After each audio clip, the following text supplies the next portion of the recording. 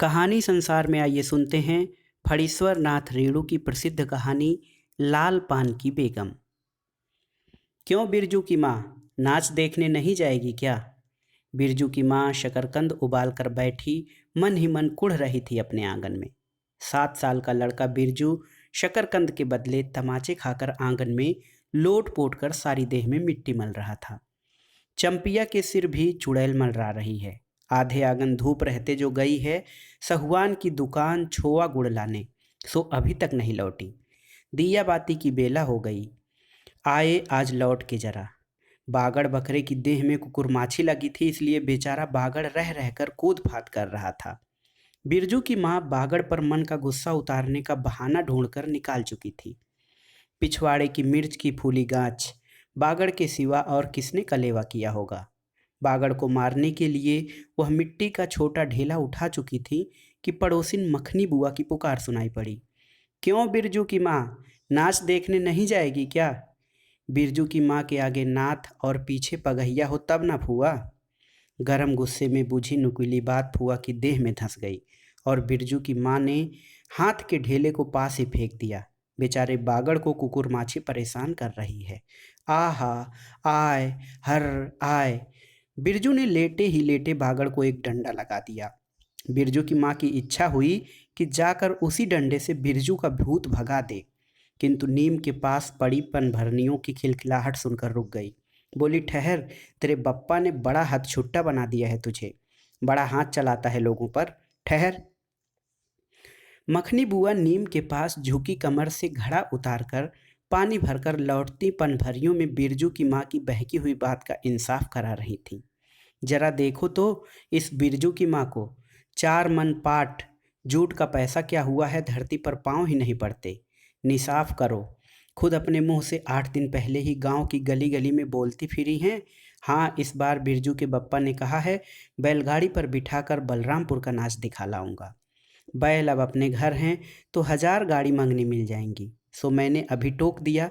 नाच देखने वाली सब तो औन पौन कर तैयार हो रही हैं, रसोई पानी कर रहे हैं, मेरे मुंह में आग लगे क्यों मैं टोकने गई। सुनती हो क्या जवाब दिया बिरजू की माँ ने?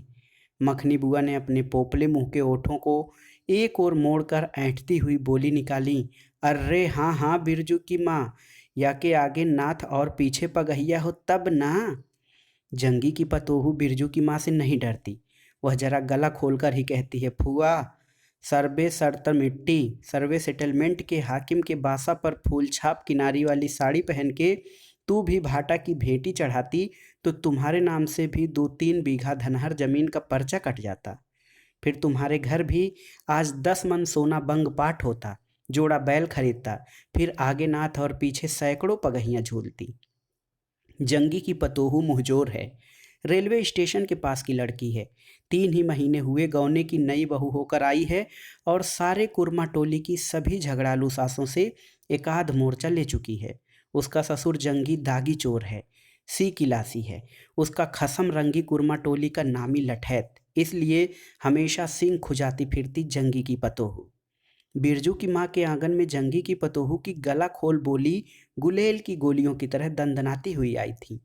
बिरजू की माँ ने एक तीखा जवाब खोज कर निकाला, लेकिन मन महसूस कर रह गई। गोबर की ढेरी में कौन ढेला फेंके।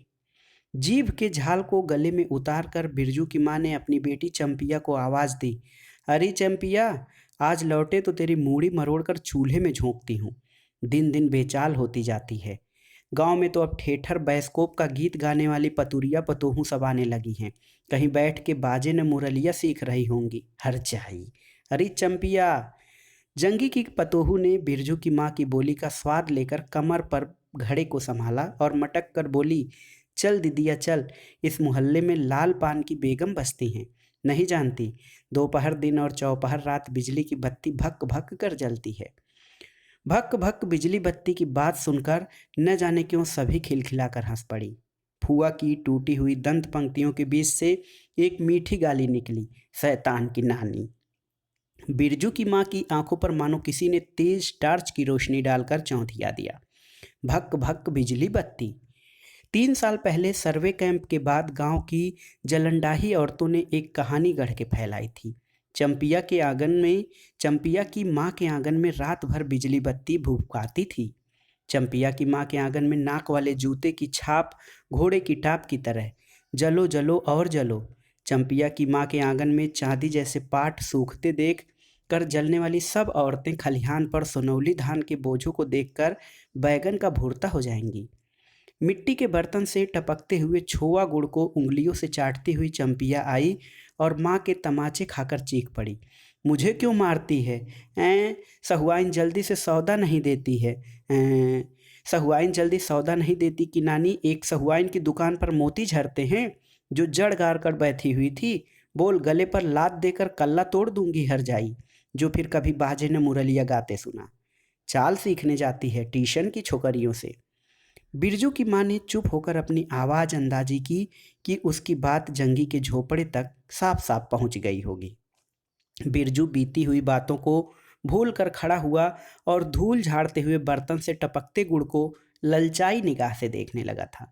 दीदी के साथ वह भी दुकान जाता तो दीदी उसे भी गुड़ चटाती जरूर। वह शकरकंद के लोभ में रहा और मांगने पर माँ ने शकरकंद के बदले ए मैया एक अंगुली गुड़ दे दे। बिरजू ने तलहटी फैलाई, दे न मैया एक रत्ती भर। एक रत्ती क्यों, उठा के बर्तन को फेंक आती हूँ पिछवाड़े में, जाके चाटना। नहीं बनेगी मीठी रोटी। मीठी रोटी खाने का मुंह होता है। बिरजू की माँ ने उबले शकरकंद का सूप रोती हुई चंपिया के सामने रखते हुए कहा, बैठकर छिलके उतार, नहीं तो अभी। 10 साल की चंपिया जानती है शकरकंद छीलते समय कम से कम 12 बार माँ उसे बाल पकड़कर झकझोरेगी, छोटी छोटी खोट निकालकर गालियाँ देगी। पाय फैला के क्यों बैठी है इस तरह बेलज्जी? चंपिया माँ के गुस्से को जानती है। बिरजू ने इस मौके पर थोड़ी सी खुशामद करके देखा, मैया मैं भी बैठकर शकरकंद छीलूं? नहीं, माँ ने झिड़की दी। एक शकरकंद छीलेगा और 3 पेट में। जाके सिद्धू की बहू से कहो 1 घंटे के लिए कड़ाही मांग कर ले गई तो फिर लौटाने का नाम नहीं। जा जल्दी। मुंह लटकाकर आंगन से निकलते निकलते बिरजू ने शकरकंद और गुड़ पर निगाहें दौड़ाई। चंपिया ने अपने झबरे केश की ओट से माँ की ओर देखा और नज़र बचाकर चुपके से बिरजू की ओर एक शकरकंद फेंक दिया। बिरजू भागा। सूरज भगवान डूब गए, दिया बत्ती की बेला हो गई। अभी तक गाड़ी? चंपिया बीच में ही बोल उठी, कोयरी टोले में किसी ने गाड़ी नहीं दी मैया। बप्पा बोले माँ से कहना सब ठीक ठाक करके तैयार रहें, मलदहिया टोली के मियाँ जान की गाड़ी लाने जा रहा हूँ। सुनते ही बिरजू की माँ का चेहरा उतर गया, लगा छाते की कमानी उतर गई घोड़े से अचानक। कोयरी टोली में किसी ने गाड़ी मंगनी नहीं दी, तब मिल चुकी गाड़ी। जब अपने गांव के लोगों की आंख में पानी नहीं तो मलदहिया टोली के मियाँ जान की गाड़ी का क्या भरोसा? न 3 में न 13 में। क्या होगा शकरकंद छील कर? रख दे उठा के, यह मर्द नाच दिखाएगा। बैलगाड़ी पर चढ़कर नाच दिखाने ले जाएगा। चढ़ चुकी बैलगाड़ी पर, देख चुकी जी भर नाच। पैदल जाने वाली सब पहुंचकर पुरानी हो चुकी होंगी। बिरजू छोटी कड़ाही सिर पर औंधा कर वापस आया। देख दीदिया, मलेटरी टोपी, इस पर 10 लाठी मारने पर भी कुछ नहीं होता। चंपिया चुपचाप बैठी रही, कुछ बोली नहीं, जरा सी मुस्कुराई भी नहीं। बिरजू ने समझ लिया मैया का गुस्सा अभी उतरा नहीं है पूरे तौर से। मढ़ैया के अंदर से बागड़ को बाहर भगाती हुई बिरजू की माँ बड़बड़ाई, कल ही पंचकौड़ी कसाई के हवाले करती हूँ राक्षस तुझे, हर चीज़ में मुंह लगाएगा। चंपिया बांध दे बागड़ को, खोल दे गले की घंटी, हमेशा टुनुर टुनुर मुझे जरा नहीं सुहाता। टुनुर टुनुर सुनते ही बिरजू को सड़क से जाती हुई बैलगाड़ियों की याद हो आई। अभी बबुआन टोले की गाड़ियाँ नाच देखने जा रही थीं। झुनुर झुनुर बैलों की झुमकी, तुमने सु बेसी बक बक मत करो, बागड़ के गले से झुमकी खोलती बोली चंपिया। चंपिया डाल दे चूल्हे में पानी, बप्पा आवे तो कहना कि अपने उड़न जहाज पर चढ़कर नाच देख आएं। मुझे नाच देखने का शौक नहीं, मुझे जगाइयो मत कोई, मेरा माथा दुख रहा है। मढ़ैया के ओसारे पर बिरजू ने फिसफिसा के पूछा, क्यों दीदिया, नाच में उड़न जहाज भी उड़ेगा? चटाई पर कथरी ओढ़कर बैठती हुई चंपिया ने बिरजू को चुपचाप अपने पास बैठने का इशारा किया। मुफ्त में मार खाएगा बेचारा।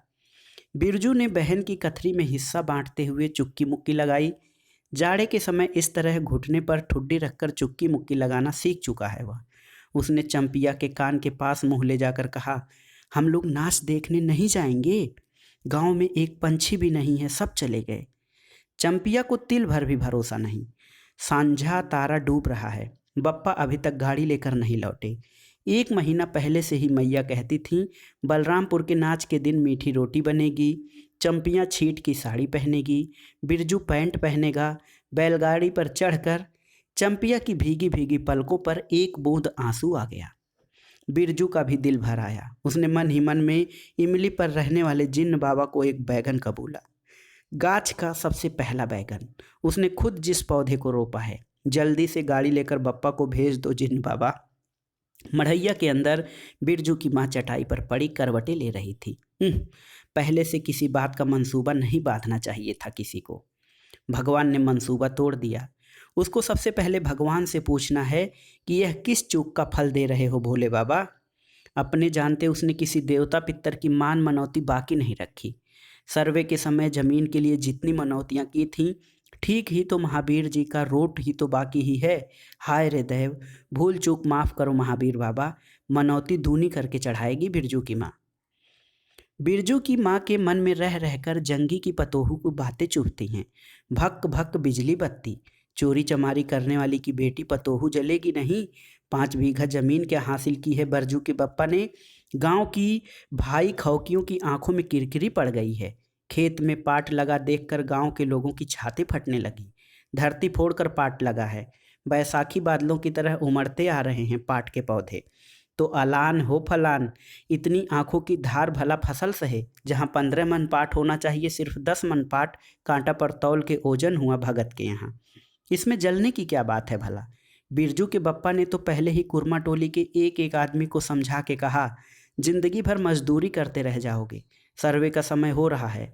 लाठी कड़ी करो तो 2-4 बीघे जमीन हासिल कर सकते हो। सो गांव की किसी पुत खौकी का भतार सर्वे के समय बाबू साहब के खिलाफ खांसा भी नहीं।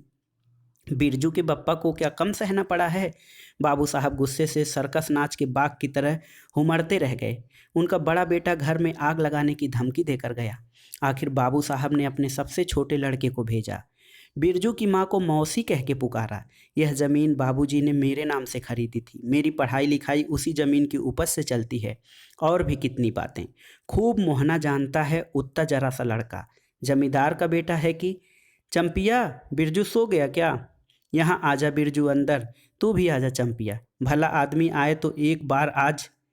बिरजू के साथ चंपिया अंदर चली गई। ढिबरी बुझा दे, बप्पा बुलाएं तो जवाब मत देना, खपच्ची गिरा दे। भला आदमी रे भला आदमी, मुंह देखो जरा इस मर्द का। बिरजू की माँ दिन रात मंझा न देती रहती तो ले चुके थे ज़मीन। रोज़ आकर माथा पकड़ के बैठ जाए, मुझे ज़मीन नहीं लेनी है बिरजू की माँ, मजूरी ही अच्छी है। जवाब देती थी बिरजू की माँ, खूब सोच समझ के छोड़ दो। जब तुम्हारा कलेजा ही स्थिर नहीं होता तो क्या होगा। जोरू जमीन जोर के, नहीं तो किसी और के।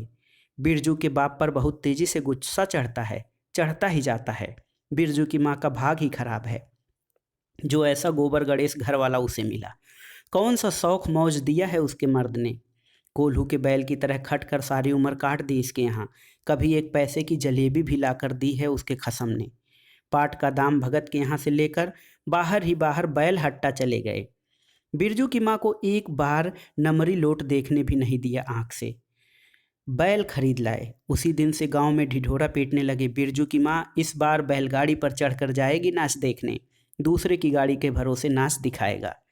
अंत में उसे अपने आप पर क्रोध हो आया। वह खुद भी कुछ कम नहीं, उसकी जीभ में आग लगे। बैलगाड़ी पर चढ़कर नाच देखने की लालसा किसी कुसुमे से उसके मुंह से निकली थी, भगवान जाने। फिर आज सुबह से दोपहर तक किसी न किसी बहाने उसने 18 बार बैलगाड़ी पर नाच दिखाने की चर्चा छेड़ी है। लो खूब देखो नाच, कथरी के नीचे दुशाले का सपना। कल भोरे पानी भरने के लिए जब जाएगी, पतली जीभ वाली पतुरिया सब हंसती आएंगी, हंसती जाएंगी। सभी जलते हैं उससे। हाँ, भगवान दाढ़ीजार भी। 2 बच्चों की माँ होकर भी वह जस की तस है। उसका घरवाला उसकी बात में रहता है। वह बालों में गरी का तेल डालती है। उसकी अपनी ज़मीन है। किसी के पास एक घूर ज़मीन भी है अपने इस गांव में। जलेंगे नहीं, 3 बीघे में धान लगा हुआ है अगहनी। लोगों की बीख-दीठ से बचे तब तो। बाहर बैलों की घंटियां सुनाई दी। तीनों सतर्क हो गए, उत्कर्ण होकर सुनते रहे। अपने ही बैलों की घंटी है, क्यों री चंपिया? चंपिया और बिरजू ने प्रायः एक ही साथ कहा, चुप। बिरजू की माँ ने फिसफिसा कर कहा, शायद गाड़ी भी है, घड़घड़ाती है ना। दोनों ने फिर हुंकारी भरी। चुप, गाड़ी नहीं है। तू चुपके से टट्टी में छेद करके देख तो आ चंपी, भाग के आ चुपके चुपके। चंपिया बिल्ली की तरह हौले हौले पाँव से टट्टी के छेद से झाँक आई। हाँ मैया, गाड़ी भी है। बिरजू हड़बड़ा कर उठ बैठा। उसकी माँ ने उसका हाथ पकड़कर सुला दिया। बोले मत। चंपिया भी गुदड़ी के नीचे घुस गई। बाहर बैलगाड़ी खोलने की आवाज़ आई। बिरजू के बाप ने बैलों को जोर से डांटा। हाँ हाँ, आ गए घर। घर आने के लिए छाती फटी जाती थी। बिरजू की माँ ताड़ गई। जरूर मलदहिया टोली में गांजे की चिलम चढ़ी रही थी। आवाज़ तो बड़ी खनखनाती हुई निकल रही है। चंपिया, बाहर से पुकार कर उसके बाप ने, बैलों को घास दे दे चंपिया। हाँ। अंदर से कोई जवाब नहीं आया। चंपिया के बाप ने आंगन में जाकर देखा तो न रोशनी, न चिराग, न चूल्हे में आग। बात क्या है? नाच देखने उतावली होकर पैदल ही चली गई क्या? बिरजू के गले में खसखसाहट हुई और उसने रोकने की पूरी कोशिश भी की, लेकिन खांसी जब शुरू हुई तो पूरे 5 मिनट तक वह खांसता रहा। बिरजू, बेटा बिरज मोहन। बिरजू के बाप ने पुचकार कर बुलाया। मैया गुस्से के मारे सो गई क्या? अरे अभी तो लोग जा ही रहे हैं। बिरजू की माँ के मन में आया कि कस कर जवाब दे, नहीं देखना है नाच, लौटा दो गाड़ी। चंपिया, उठती क्यों नहीं? ले धान की पंचशीश दे, रख दे। धान की बालियों का छोटा डब्बा झोपड़े के ओसारे पर रखकर उसने कहा, दिया बालो। बिरजू की माँ उठकर ओसारे पर आई। 1:30 रात को गाड़ी लाने की क्या जरूरत थी? नाच तो अब खत्म हो रहा होगा। ढिबरी की रोशनी में धान की बालियों का रंग देखते ही बिरजू की माँ के मन का सब मैल दूर हो गया। धानी रंग की उसकी आंखों से उतरकर रोम रोम में घुल गया। नाच अभी शुरू भी नहीं हुआ होगा। अभी अभी बलरामपुर के बाबू की संपन्नी गाड़ी मोहनपुर होटल बंगला से हाकिम साहब को लाने गई है। इस साल आखिरी नाच है। पंचशीश टट्टी में खोस दे, अपने खेत का है। अपने खेत का? हुलसती हुई बिरजू की माँ ने पूछा। पक गए धान? नहीं, 10 दिन में अगहन चढ़ते चढ़ते लाल होकर झुक जाएंगे सारी खेत की बालियां। मलदहिया टोला पर जा रहा था, अपने खेत में धान देखकर आंखें जुड़ा गई। सच कहता हूँ, पंचशीश तोड़ते समय अंगुलियां कांप रही थी मेरी। बिरजू ने धान की एक बाली से एक धान लेकर मुंह में डाल लिया और उसकी माँ ने एक हल्की डांट दी। कैसा लुक्कड़ तू है रे तू? इन दुश्मनों के मारे कोई नेम धर्म बचे। क्या हुआ, डांटती क्यों है? नवान्न के पहले ही नया धान जूठा दिया, देखते नहीं? अरे इन लोगों का सब कुछ माफ है, चिरई चुरमुन है ये लोग। दोनों के मुंह में नवान्न के पहले नया अन्न न पड़े। इसके बाद चंपिया ने भी धान की बाली से 2 धान लेकर दांतों तले दबाए। ओ मैया, इतना मीठा चावल! और गमकता भी है न दीदिया। बिरजू ने फिर मुंह में धान लिया। रोटी पोटी तैयार कर चुकी क्या? बिरजू के बाप ने मुस्कुराकर पूछा। नहीं, मान भरे सुर में बोली बिरजू की माँ। जाने का ठीक ठिकाना नहीं और रोटी बनाती? वाह, खूब हो तुम लोग। जिसके पास बैल हैं उसे गाड़ी मंगनी नहीं मिलेगी भला। गाड़ी वालों को कभी बैल की ज़रूरत होगी, पूछूंगा तब कोयरी टोले वालों से। ले जल्दी से रोटी बना ले, देर नहीं होगी। अरे टोकरी भर रोटी तो तू पलक मारते बना देती है। 5 रोटियां बनाने में कितनी देर लगेगी? अब बिरजू की माँ के होंठों पर मुस्कुराहट खुलकर खिलने लगी। उसने नज़र बचा के देखा, बिरजू का बप्पा उसकी ओर एकटक निहार रहा है। चंपिया और बिरजू न होते तो मन की बात हंसकर खोलने में देर न लगती। चंपिया और बिरजू ने एक दूसरे को देखा और खुशी से उनके चेहरे जगमगा उठे।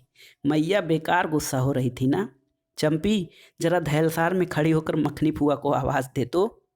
ए फुआ, सुनती हो फुआ? मैया बुला रही हैं। फुआ ने कोई जवाब नहीं दिया, किंतु उसकी बड़बड़ाहट स्पष्ट सुनाई पड़ी। हाँ, अब फुआ को क्यों गुहारती है? सारे टोले में बस एक फुआ ही तो बिना नाथ पगहिया वाली है। अरे फुआ, बिरजू की माँ ने हंसकर जवाब दिया। उस समय बुरा मान गई थी क्या? नाथ पगहिया वाले को आकर देखो, दोपहर रात में गाड़ी लेकर आया है। आ जाओ फुआ, मैं मीठी रोटी पकाना नहीं जानती। फुआ कांखती खांसती आई। इसी के घड़ी पहर दिन रहते ही पूछ रही थी कि नाच देखने जाएगी क्या? कहती तो मैं पहले से ही अपनी अंगीठी यहाँ सुलगा जाती। बिरजू की माँ ने अंगीठी दिखला दी और कहा, घर में अनाज दाना वगैरह तो कुछ है नहीं, एक बागड़ है और कुछ बर्तन बासन। सो रात भर के लिए यहाँ तंबाकू रख जाती हूँ। अपना हुक्का ले आई हो ना फुआ? फुआ को तंबाकू मिल जाए तो रात भर क्या 5 रात बैठकर जाग सकती हैं। फूआ ने अंधेरे में टटोल कर तंबाकू का अंदाज किया। ओहो, हाथ खोलकर तंबाकू रखा है बिरजू की माँ ने, और वह एक है सहुआइन। राम कहो, उस रात को अफीम की गोली की तरह मटर भर तंबाकू रखकर चली गई थी गुलाब बाग मेले, और कह गई थी कि डिब्बी भर तंबाकू है। बिरजू की माँ चूल्हा सुलगाने लगी। चंपिया ने शकरकंद को मसल कर गोले बनाए और बिरजू सिर पर कढ़ाई औंधा कर अपने बाप को दिखलाने लगा। मलेटरी टोपी, इस पर 10 लाठी मारने से भी कुछ नहीं होगा। सभी ठठाकर हंस पड़े। बिरजू की माँ हंसकर बोली, ताखे पर 3-4 मोटे शकरकंद हैं, दे दे बिरजू को चंपिया, बेचारा शाम से ही। बेचारा मत कहो मैया, खूब सचारा है। अब चंपिया चहकने लगी। तुम क्या जानो कथरी के नीचे मुंह क्यों चल रहा था बाबू साहब का। ही। बिरजू के टूटे दूध के दांतों की फांक से बोली निकली। ब्लैक मार्टिन में 5 शकरकंद खा लिया, हा हा हा। सभी फिर ठठाकर हंस पड़े। बिरजू की माँ ने फूआ का मन रखने के लिए पूछा, एक कनवा गुड़ है, आधा दूं फूआ। फूआ ने गदगद होकर कहा, अरे शकरकंद तो खुद मीठा होता है, उतना क्यों डालोगी। जब तक दोनों बैल दाना घास खाकर एक दूसरे की देह को जीभ से चाटे, बिरजू की माँ तैयार हो गई।